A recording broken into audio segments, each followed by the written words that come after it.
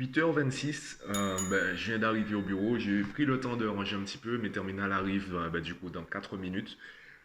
De quoi nous allons parler aujourd'hui? Je pense que je vais simplement discuter avec eux, voir un peu comment ils se sentent, comment ils évoluent et j'adapterai le discours en fonction de cela. Il y a beaucoup de lycéens, de plus en plus de jeunes dans le monde commencent à parler d'argent. Ils disent qu'ils veulent un style de vie conséquent, donc du coup un salaire, un revenu conséquent.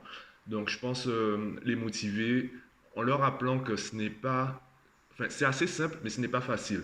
Simple dans le sens, quand tu sais faire, quand tu sais créer 1000 euros, tu arrives à créer 2000 euros, puisqu'il s'agit de le faire deux fois. Quand tu veux créer 10 000 euros, quand tu sais créer 10 000 euros, tu sais en faire 20, puis 100, puis 1 million, etc. Donc c'est assez simple en soi, puisque ce sont juste des choses à répéter. Je t'invite à regarder la vidéo de Steve Harvey concernant cela. So when people try to figure out how to make $1 million, they have no idea how daunting that is. Because if you know how to make $1 million, you go make it tomorrow. You don't need $1 million idea. You need a $10 idea. Somebody give you $10 for it. Once they give you $10, all you got to do is whatever you did to get that 10, do it 10 more times. Maintenant, ce n'est pas facile parce que on nous l'enseigne pas et on n'a pas tous forcément la fibre entrepreneuriale. On n'a pas tous. Il y a beaucoup de, encore une fois, beaucoup d'appelés, peu d'élus. Donc, s'il le faut, on tournera le discours autour de cela, autour de l'argent, autour de l'ambition, pour les continuer à motiver, pour les continuer à se motiver et à travailler pour eux-mêmes. Je rappelle, l'objectif, c'est que les élèves, les enfants travaillent pour eux-mêmes et non pour le prof, même pour le diplôme. On dit les diplômes sont importants. Ils sont importants pour qui? Tu le vois, allez, j'en profite pour en parler rapidement avant qu'ils arrivent.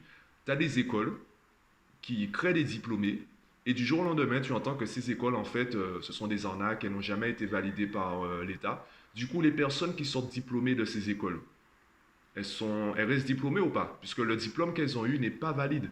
Le diplôme qu'elles ont eu n'est pas reconnu par l'État. Donc on fait quoi? On dit que ce sont des personnes sans diplôme ou on valide finalement le diplôme? On fait quoi en fait? Tu as étudié pendant 5 ans dans une école de commerce et au bout des 5 ans on te dit en fait que ce que tu as fait c'est rien. Personne, ça n'a aucune valeur dans l'État.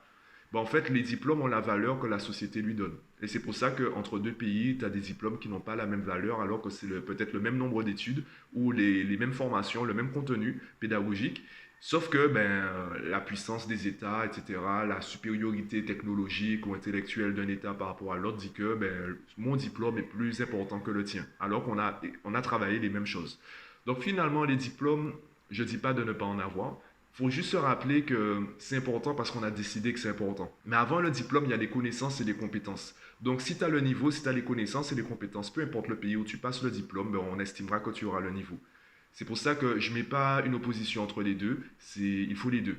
Enfin, il faut les trois, connaissances, compétences et diplôme. Sachant que le moins important, selon moi, ça reste le diplôme.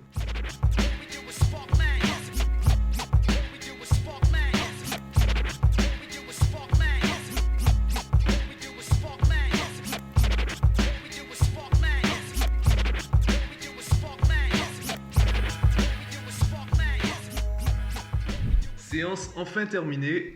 Du coup, là, je vais attendre mes autres, dont Marvin, @macojone, follow, pour le point Boudoum hebdomadaire. Concernant les séances d'aujourd'hui, alors j'ai eu de très bonnes surprises. J'aimerais commencer par là. Dans mon groupe de collégiens, il y a un collégien qui m'a fait énormément plaisir, puisqu'on travaille les équations, tu sais, les fameuses lettres. D'ailleurs, aujourd'hui, j'ai publié ma première partie de la Minute Math enregistrée hier concernant les équations et les lettres en mathématiques. Et il me disait, il a tellement entendu que c'était compliqué qu'il pensait que c'était compliqué. Et finalement, il se rend compte que c'est assez facile. On pourrait croire que c'est moi qui suis un très bon prof, qui réussit à lui expliquer très bien les choses pour que ce soit très facile pour lui. C'est faux. Le chapitre à la base, il est facile. Sauf qu'on lui a tellement répété que c'était compliqué qu'il pensait que ce serait compliqué. C'est juste que, voilà. Du coup, en fait, on a l'impression que c'est moi qui suis bon. C'est juste que on a pas baratiné, mais on a rempli sa tête de pensées négatives, alors qu'à la base, c'est un sujet comme un autre. C'est ce que j'aime avec les maths, c'est que 2 plus 2, ça fait 4 pour tout le monde. C'est de la logique, c'est pas de la magie. Sinon, aujourd'hui, je pense que le mot du jour, ce serait détermination. Le maître mot de la journée, ce serait détermination. J'ai vraiment discuté de cela avec les élèves. Je voulais vraiment qu'ils se donnent à fond. Et je leur disais que le problème concernant, par exemple, leur projet professionnel, c'est qu'ils disent vouloir faire des choses, mais on n'a pas l'impression qu'ils soient vraiment motivés pour cela. On n'a pas l'impression qu'ils se donnent les moyens pour l'avoir. D'ailleurs, quand tu as des enfants qui disent je vais être footballeur professionnel ou je vais être astronaute, etc., Tu as beaucoup de personnes qui vont les décourager, qui vont tenter de les décourager en leur disant peut-être que tu devrais faire plus ça, peut-être que tu dois faire électricien. Tu sais, on a tous besoin d'un électricien, on a tous besoin d'un plombier, et je pense que c'est davantage à t'apporter. Et je leur dis, ben, en fait, c'est à vous de répondre. C'est à vous de répondre parce que si vous êtes découragé par ce type de discours dès la première discussion, eh bien les gens ont raison de vous décourager parce que votre motivation elle n'est pas assez forte. C'est à vous de dire non, j'ai choisi de faire ça, je vais me donner les moyens. Ça ne veut pas dire que tu vas le réussir. Ça veut dire que tu es déterminé. Et je peux parler de mon exemple, mon histoire. De ma classe de quatrième jusqu'à mon master 2, je pensais, alors plutôt ma troisième année de licence. De ma quatrième à ma troisième année de licence, j'étais convaincu, j'étais déterminé à être prof de maths. Puis j'ai travaillé dans un collège, j'ai vu le quotidien des profs, j'ai vu mon futur, et c'est là que je me suis dit, je ne vais pas faire ce métier-là. J'aime bien l'enseignement, j'adore la communication, j'aime bien les mathématiques, plus ou moins, c'est pas une passion en soi. J'aurais pu me tourner vers l'histoire, EPS, etc. Sauf que, malgré tout cela, je ne veux pas faire le métier de prof. Donc, je commençais à me dire, allez Mathieu, tu sais fonctionnaire, c'est très bien, tu vas faire prof 5 ans et après tu partiras de là. Ensuite, je me suis dit, pourquoi je vais galérer à obtenir un concours alors que je me vois déjà partir au bout de 5 ans? Donc finalement, je suis parti. Est-ce que je regrette d'avoir tenté l'expérience, d'avoir fait des études pour être prof de maths? Bien sûr que non. Parfois, je me dis, ouais, j'aurais peut-être dû faire informatique. J'aurais peut-être dû faire économie. Ah ouais, là, franchement, ouais. Mais en fait, je sais pas. Parce que si j'avais fait ça, peut-être que je serais arrivé dans une autre situation qui ne serait pas forcément plus joyeuse ou plus positive. Je ne sais pas. Même si je ne suis pas devenu prof de maths, je suis content d'avoir eu cette détermination et de m'être dit pendant des années, j'étais capable de me fixer un seul objectif. Et je me suis rapproché de cet objectif jusqu'au jour où je me suis dit, je passe à autre chose. Je n'ai pas abandonné, je suis passé à autre chose. Je t'en avais déjà parlé dans une vidéo, donc voilà. Du coup, ça rejoint ce que je disais sur les sites comme Coursera et même les pays en voie de développement. C'est que, alors, j'ai dit que le diplôme est le moins important. Je n'ai pas dit qu'il n'est pas important. Et je ne dis surtout pas qu'il ne faut pas aller chercher le diplôme. Ce que je dis, c'est qu'il faut aller chercher les bons diplômes. Si tu te contentes d'avoir le diplôme et tu n'es pas spécialement passionné, tu n'es pas spécialement déterminé, t'es pas vraiment intéressé par le sujet, tu n'auras aucune valeur ajoutée par rapport aux autres diplômés. Et aujourd'hui, on se rend compte que le diplôme n'est plus une sécurité comme avant. Les chefs d'entreprise, ben, ils attendent autre chose que du diplôme. Ils veulent des compétences. Ils veulent savoir, par exemple, si tu es polyvalent. Et ce que je dis aux élèves, du coup, c'est que, ben, vu qu'aujourd'hui, il y a beaucoup d'obstacles, je ne dis pas que c'est bien, je ne dis pas que c'est mal, je dis juste que c'est comme ça. Et mon travail, c'est pas de dire aux enfants, ça c'est bien, ça c'est mal, faites ci, faites ça. Je leur montre la réalité, je leur dis, c'est à vous de faire le choix.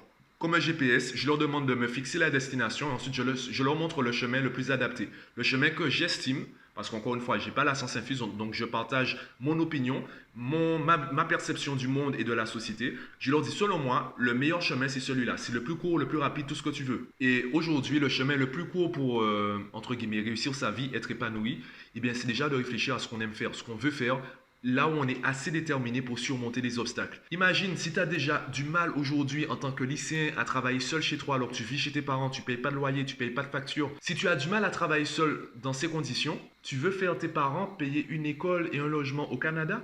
Tu penses pouvoir te réveiller tous les matins pour aller en cours alors qu'il fait moins 30 degrés, sachant que tu n'es pas spécialement intéressé par la formation, tu n'es pas vraiment déterminé? Donc autant le faire maintenant, autant t'entraîner maintenant pour que demain, quand il y aura les obstacles, tu aies assez de détermination pour surmonter tous ces obstacles. Voilà. C'est ce que j'essaie de expliquer. C'est pour ça que je pense que le maître mot aujourd'hui, c'était détermination, parce qu'ils font encore du travail pour moi, pour leurs parents, ils travaillent encore pour nous, pour l'école, etc. Ils ne travaillent pas vraiment pour eux. Donc voilà, on a un peu travaillé tout ça et je suis malgré tout satisfait parce que voilà, la détermination commence à se créer, commence à voir les choses autrement. Ben, mon élève qui m'a dit que finalement c'était plus simple que prévu, ça j'ai adoré. Il a changé sa perception des mathématiques et du chapitre et du coup il s'amuse comme un fou. Parfois c'est compliqué mais il sait qu'il peut trouver la réponse et il cherche. Voilà. C'était une bonne journée.